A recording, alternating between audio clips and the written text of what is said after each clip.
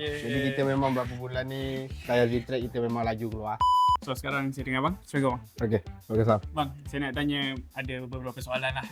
Sebab ni pun soalan yang macam ramai orang tanya jugalah. So saya nak tanya kat abang, so untuk tayar Zentrax ni, bunga dia macam mana? Daripada design dia. Alright guys, sebelum korang sambung tengok video ni, ini berita baik untuk mana-mana bengkel yang nak join aku punya dealership program. Antara kelebihan yang Zentrax nak bagi dekat bengkel yang join dealership program ni adalah Zentrax ada trip travel. Lepas tu berpeluang mendapatkan emas. Dan lagi satu yang paling best, ni voucher.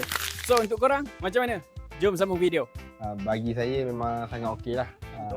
Dia kalau dia sesuai untuk macam rider ke, dia untuk buat semua. Sebab dia kualiti okey. Okay. Lepas tu dia harga pun tak terlalu membebankan customer sangat. Oh, so dia macam tengah-tengah. Tengah-tengah. Okay, sure. So okay bang, last soalan. Ini betul-betul saya nak tanya abang. Yang ni abang kena jawab jujur sikit bang. Okey. Okay. Feedback bengkel pula bang pasal ARC Zentrax ni macam mana bang? Sambutan dia macam mana? Okey, memang kita punya sambutan tu memang banyak. Sebab customer datang tukar, Okay. diorang datang balik, diorang akan cakap, oh tayar ni memang okey.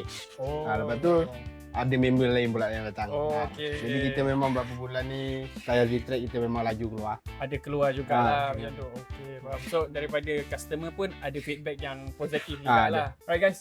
So untuk korang yang nak dapatkan tayar Zentrax, korang kena tengok caption dekat bawah ni. Zentrax Gripado Red Laju for the local. Ciao. Okay bang. Terima kasih. Okey, sama-sama.